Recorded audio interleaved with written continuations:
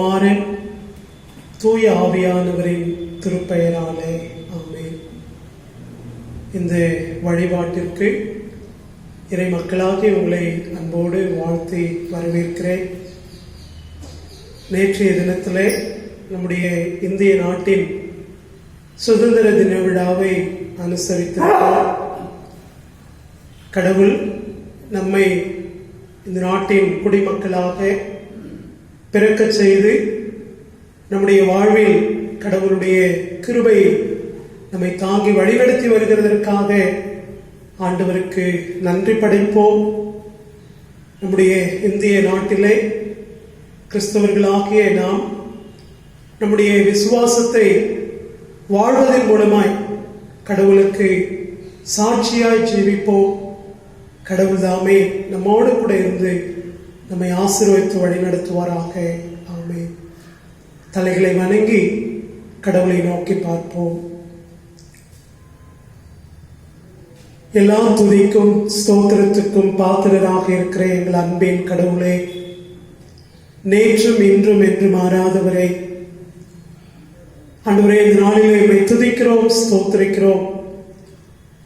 இந்த காணொலியின் வழியாக இந்த வழிபாட்டிலே நாங்கள் தொடர்ந்து பங்கெடுப்பதற்கும் உம்முடைய திருவார்த்தைகளை தியானிப்பதற்கும் நீர் எங்களுக்கு கொடுத்து வருகிற நன்மைகளுக்காக, ஆசீர்வாதங்களுக்காக உம்மை ஸ்தோத்திரிக்கிறோம்.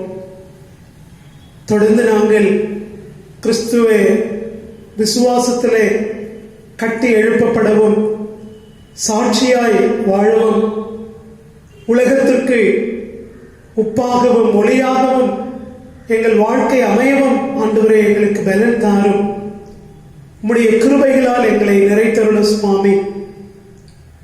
இந்த தியான வேளையை உம்முடைய திருக்கரங்களில் ஒப்புக் கொடுக்கிறோம்.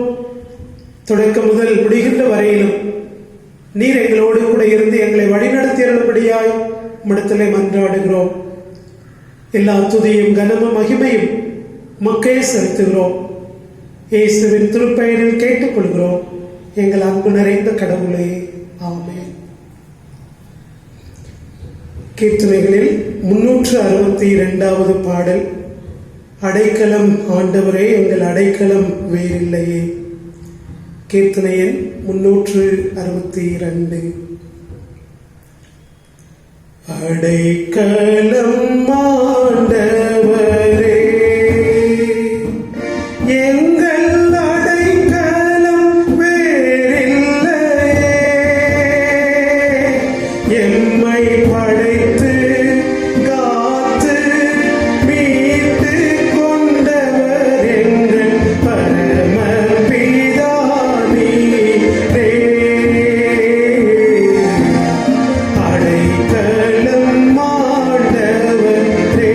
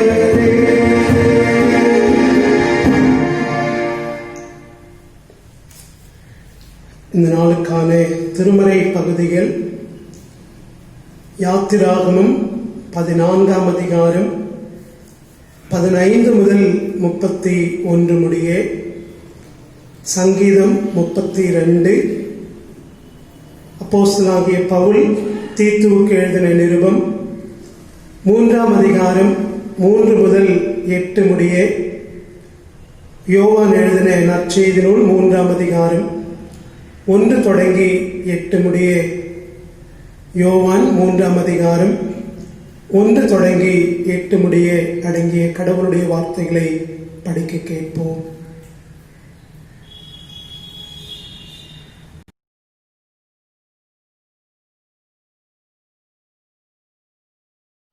யூதருக்குள்ளே அதிகாரியான நிக்கோதேமு என்னப்பட்ட பரிசேயன் ஒருவன் இருந்தான். அவன் ராக்காலத்திலே இயேசுவினிடத்தில் வந்து, ரபி, நீர் தேவனிடத்தில் இருந்து வந்த போதகர் என்று அறிந்திருக்கிறோம். ஏனெனில் ஒருவனும் தன்னுடனே தேவன் இராவிட்டால் நீர் செய்கிற இப்படிப்பட்ட அற்புதங்களை செய்ய மாட்டான் என்றான். இயேசு அவனுக்கு பிரதியுத்தரமாக, ஒருவன் மறுபடியும் பிறவாவிட்டால் தேவனுடைய ராஜ்யத்தை காணமாட்டான் என்று மெய்யாகவே மெய்யாகவே உனக்குச் சொல்லுகிறேன் என்றார். அதற்கு நிக்கோதேமு, ஒரு மனுஷன் முதிர் வயதாயிருக்கையில் எப்படி பிறப்பான்? அவன் தன் தாயின் கற்பத்தில் 2ஆம் தரம் பிரவேசித்து பிறக்கக்கூடுமோ என்றான். இயேசு பிரதியுத்தரமாக, ஒருவன் ஜலத்தினாலும் ஆவியினாலும் பிறவாவிட்டால் தேவனுடைய ராஜ்யத்தில் பிரவேசிக்க மாட்டான் என்று மெய்யாகவே மெய்யாகவே உனக்குச் சொல்லுகிறேன். மாம்சத்தினால் பிறப்பது மாம்சமாயிருக்கும், ஆவியினால் பிறப்பது ஆவியாயிருக்கும். நீங்கள் மறுபடியும் பிறக்க வேண்டும் என்று நான் உனக்கு சொன்னதை குறித்து அதிசயப்பட வேண்டாம்.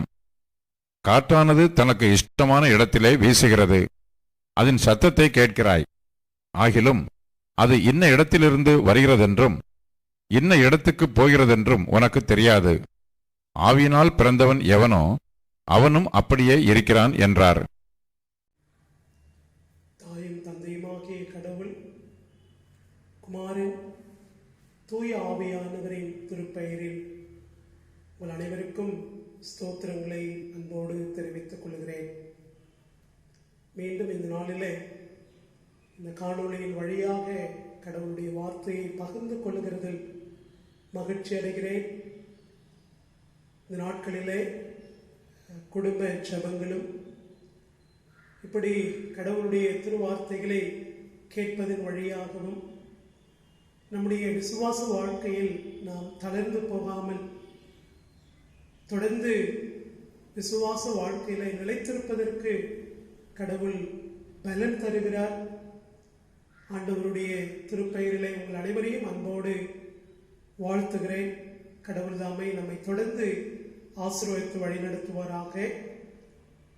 நேற்றைய தினத்திலே நாம் அனுசரித்த இந்திய திருநாட்டின் சுதந்திர தின வாழ்த்துக்களை அன்போடு கூட திருச்சபையாருக்கு பகிர்ந்து கொள்கிறேன்.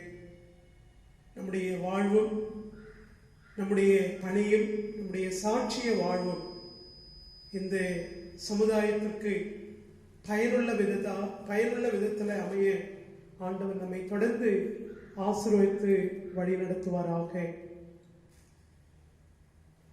இந்த நாளிலே திருச்சபை நமக்கு கொடுத்திருக்கிற தியான பொருள் திருமுழுக்கு எனும் திரு அருட்சாதனம், சாக்ரமெண்ட் ஆஃப் ஹோலி பேப்டிசம்.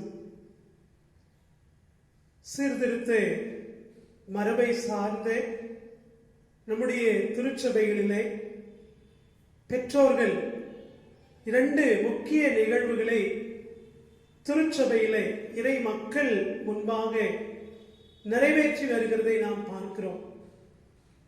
திருமுழுக்கு, திடப்படுத்துதல். சீர்திருத்த திருச்சபை மரபிலே திருமுழுக்கையும் திருவிருந்தையும் திரு அருட்சாதனங்களாக ஏற்றுக்கொண்டு அதை நம்முடைய நம்பிக்கையாக நாம் கடைபிடித்து வாழ்ந்து வருகிறோம்.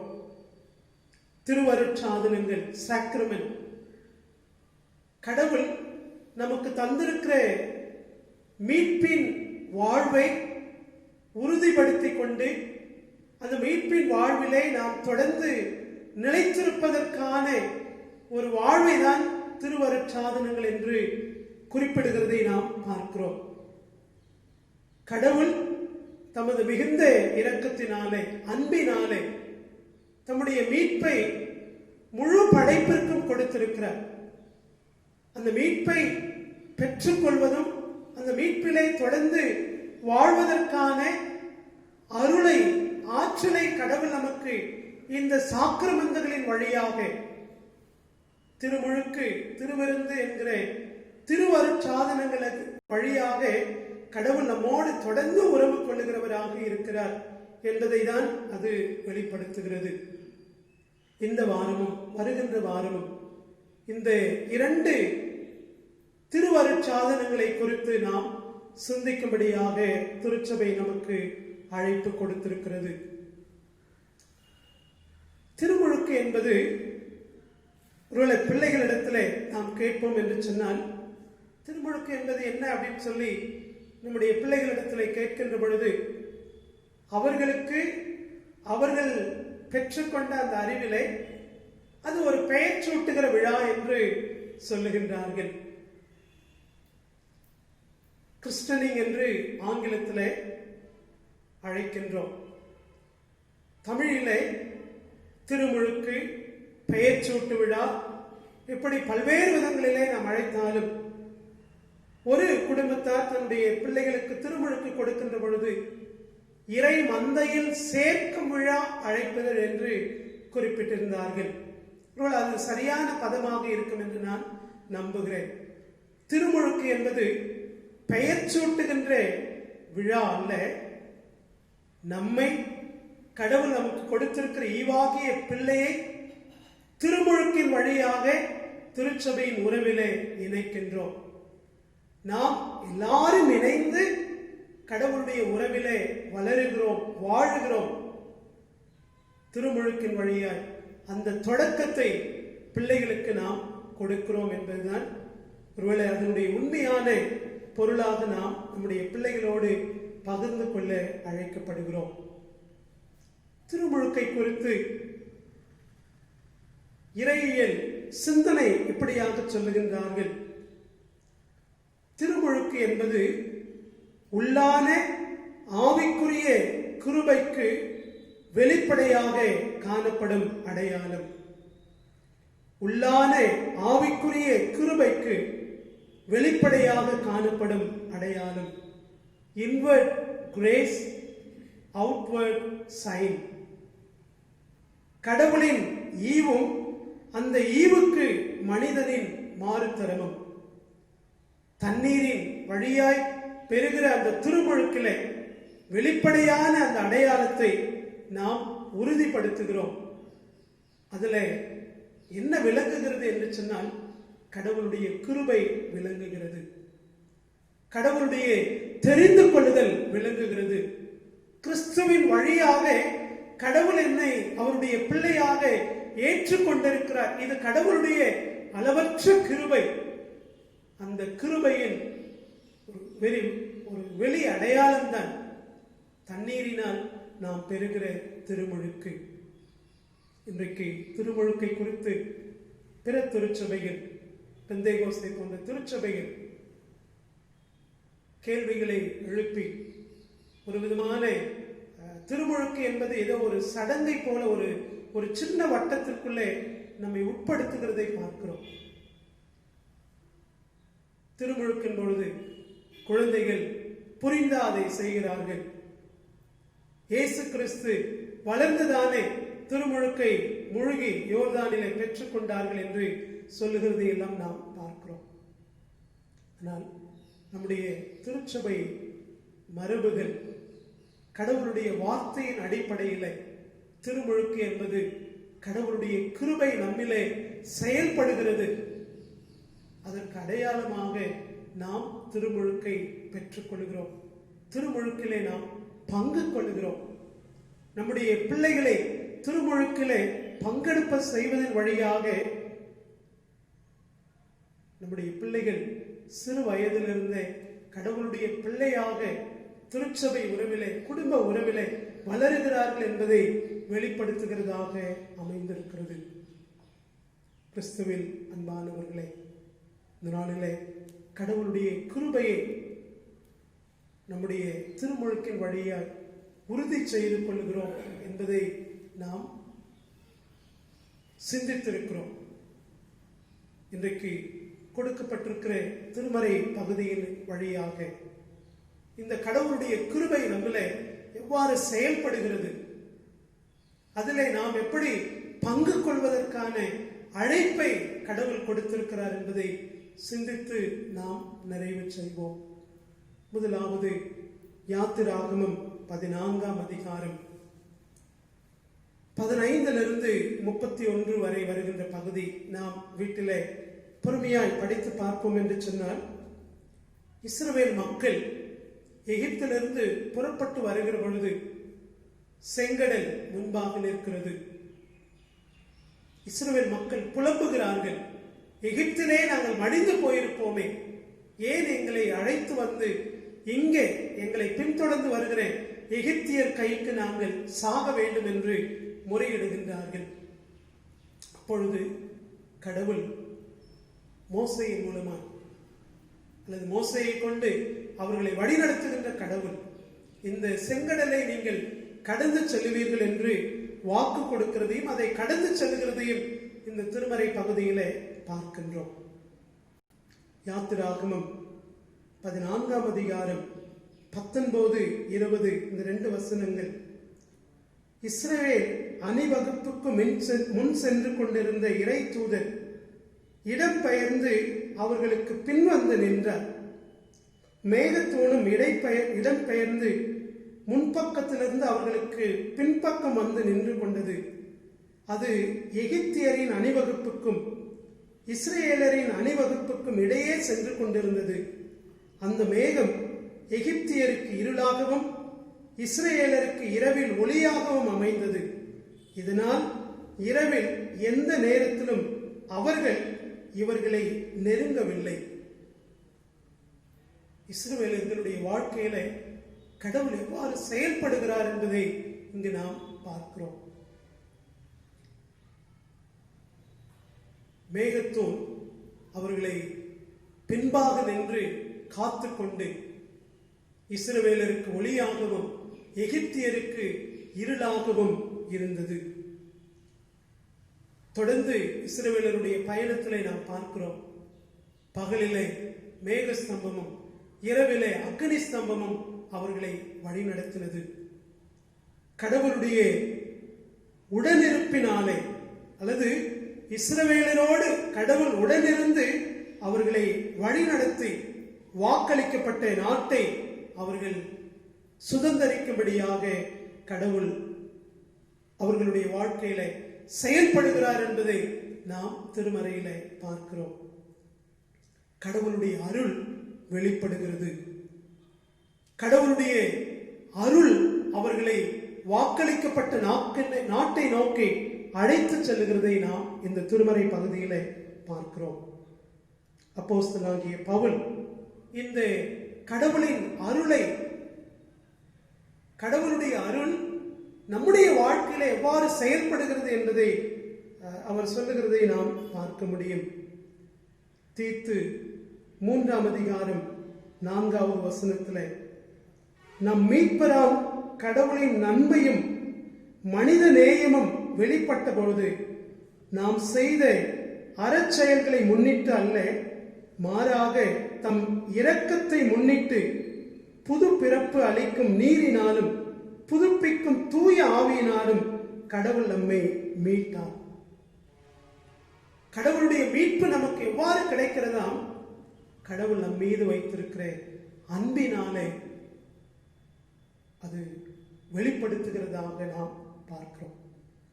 இஸ்ரவேல் மக்கள் யோர்தானை செங்கடலை கடந்து ஒரு புதிய நாட்டை நோக்கி செல்லுகின்றார்கள்.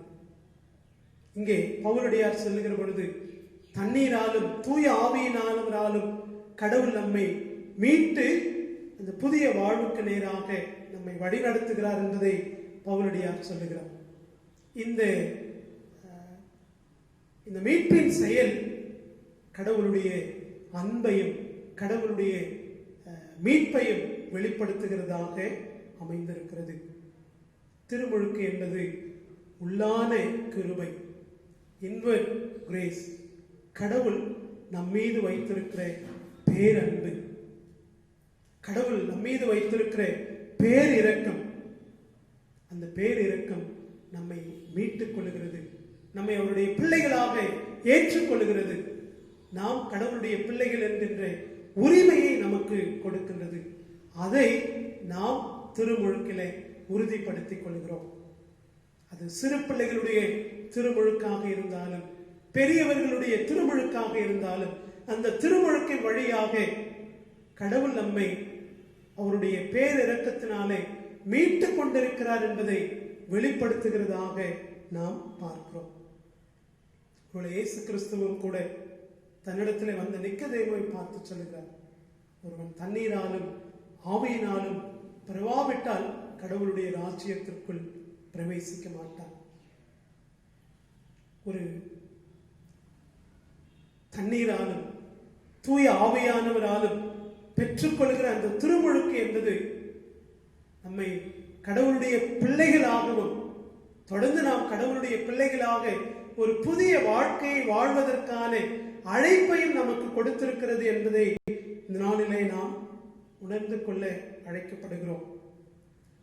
திருமுழுக்கை குறித்து ஒரு பெரியவர் இறையியல் சிந்தனையாளர் சொல்லுகின்ற பொழுது, திருமுழுக்கானது கடவுளின் ஈவும் அந்த ஈவுக்கு மனிதன் மாறுதரமும் ஆகும். அது கனப்பொழுதின் அனுபவமாக வல்ல கிறிஸ்துவுக்குள்ளான நீண்டகால வாழ்க்கையினுடைய வாழ்வாக அமைந்திருக்கிறது. திருமுழுக்கின் வழியால் ஒரு புதிய வாழ்க்கையை தொடங்குகிற நாம் அந்த புதிய வாழ்க்கையை தொடர்ந்து வாழ்வதற்காக ஆண்டவர் நம்மை அழைத்திருக்கிறார். அதுதான் நாம் பெற்றுக்கொள்கிற திருமுழுக்கிலே வெளிப்படுத்துகின்ற நம்முடைய நம்பிக்கையாக இருக்கிறது என்பதை நாளிலே உணர்ந்து கொள்ள அழைக்கப்படுகிறோம். அப்போஸ்தலனாகிய பவுல் தீத்துக்கு எழுதின இந்த நிருபத்திலே நாம் பார்க்கிறோம் 3வது வசனத்திலே, ஏனெனில் நாமும் ஒரு காலத்திலே அறியாமையில் இருந்தோம், கீழ்ப்படியாமல் இருந்தோம், நெறி தவறி சென்றோம், தீய நாட்டங்களுக்கும் பல்வகை சிற்றின்பங்களுக்கும் அடிமைகளாக இருந்தோம், தீமையிலும் பொறாமையிலும் உழன்றோம். ஆனால் ஆண்டவர் நம்மை தெரிந்து கொண்டு அவருடைய இரக்கத்தை முன்னிட்டு நமக்கு நீரினாலும் தூய ஆவியினாலும் மீட்பை கொடுத்திருக்கிறார். அப்போஸ்தலனாகிய பவுலுடைய ஒரு ஆழமான சிந்தனை அது. இது நம்முடைய செயல்களினாலே வருவது அல்ல, மாறாக கடவுள் தமது பேரிரக்கத்தினாலே நமக்கு கொடுக்கின்ற கிருபை என்பதை திருமறையிலே நாம் பார்க்கிறோம். எபேசியர் 2ஆம் அதிகாரம் 8-9 வசனங்களிலே நாம் பார்க்கிறோம். தொடர்ந்து அப்போஸ்தலனாகிய பவுல் தீத்து 3ஆம் அதிகாரத்திலே 8வது வசனத்திலே சொல்லுகிறார், கடவுளிடம் நம்பிக்கை கொண்டவர்கள் நற்செயல்களை செய்ய கருத்தாய் இருக்கும்படி நீ வலியுறுத்த வேண்டும் என்பதே என் விருப்பம்.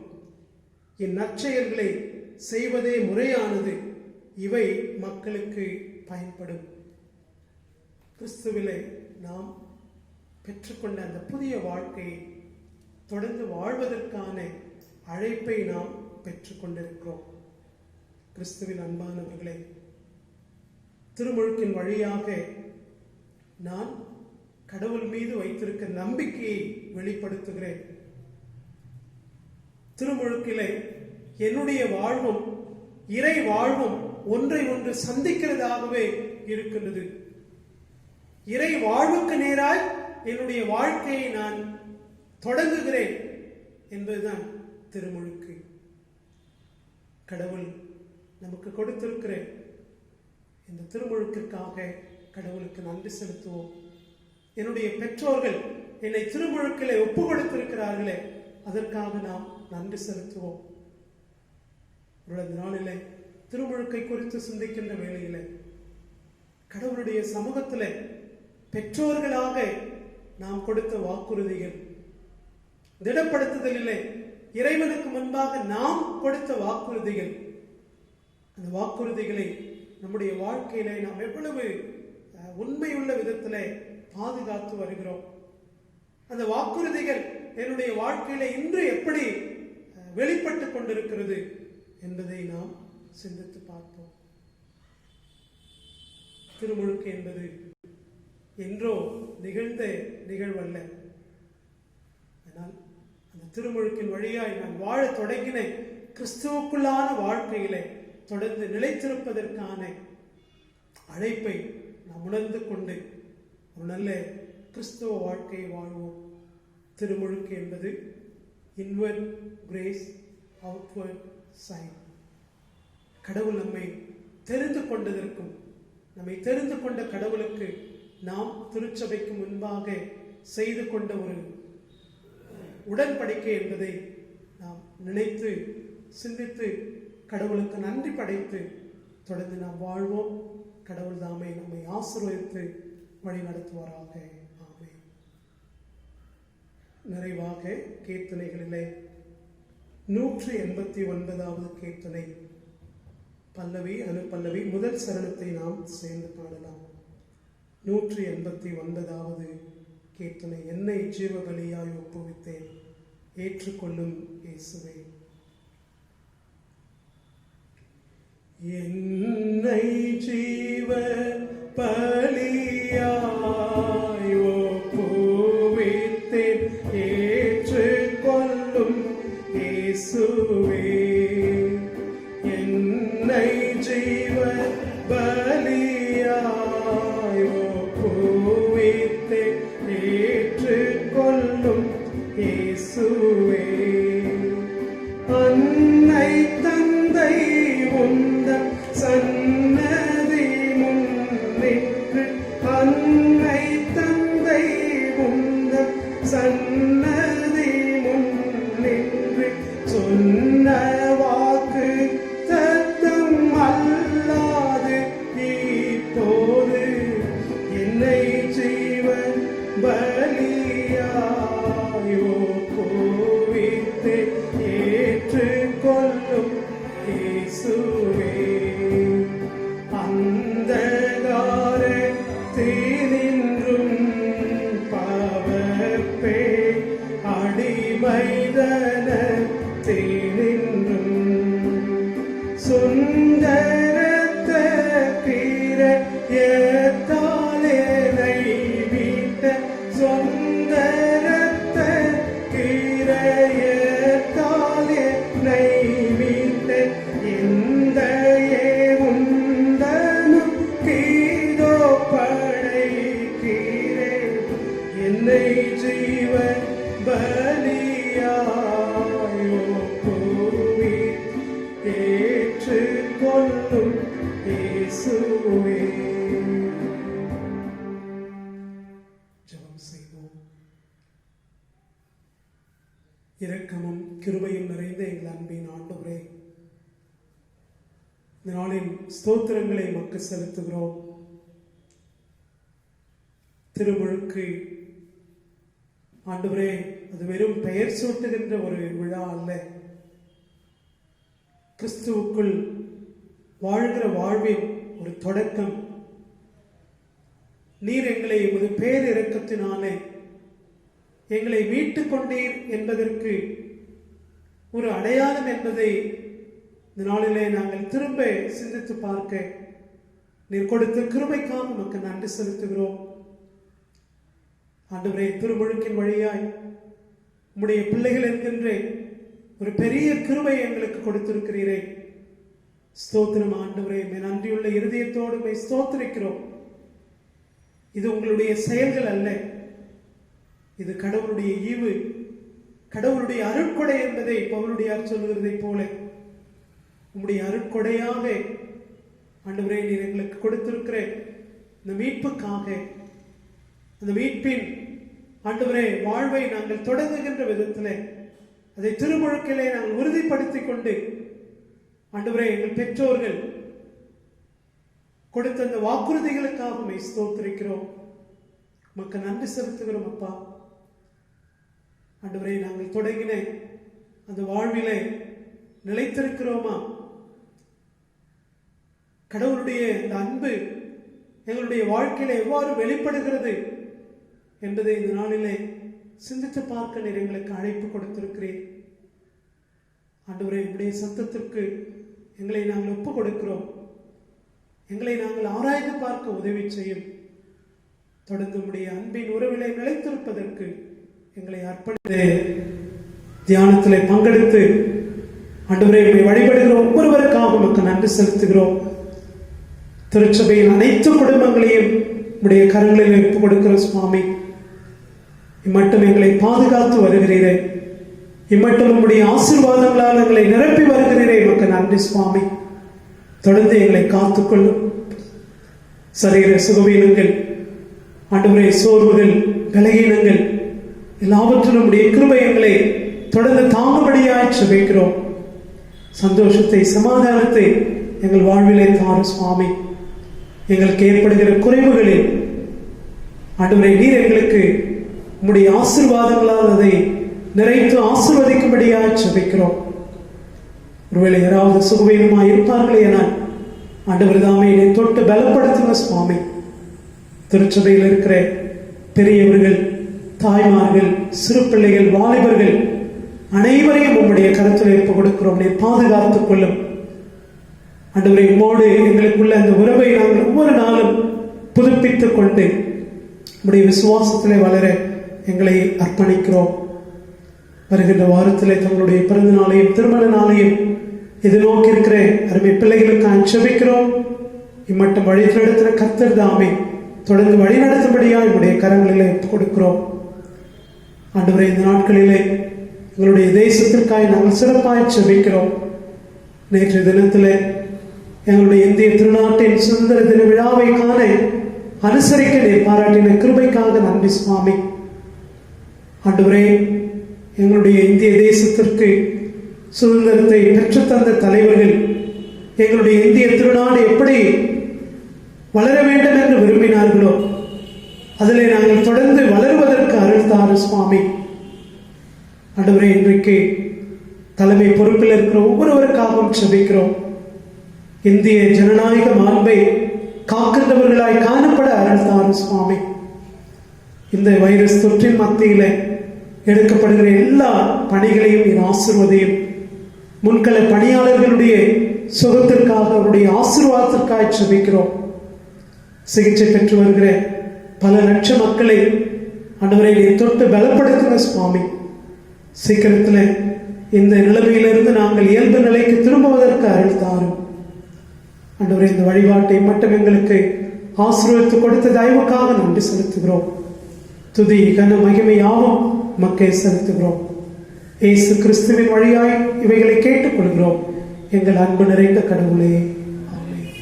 என் ஆத்துமாவே கர்த்தரை ஸ்தோத்திரி, என் முழுவதுமே அவருடைய பரிசுத்த நாமத்தை ஸ்தோத்திரி. என் ஆத்துமாவே கர்த்தரை ஸ்தோத்திரி, அவர் செய்த சகல உபகாரங்களையும் மறவாதே. நம்முடைய ஆண்டவராகிய இயேசு கிறிஸ்துவினுடைய கிருபையும் பிதாவாகிய கடவுளின் அன்பும் பரிசுத்த ஆவியானவருடைய ஆசீர்வாதமும் நம் அனைவரோடும் இன்றும் என்றும் சதா காலங்களிலும் நிலைத்திருப்பதாக.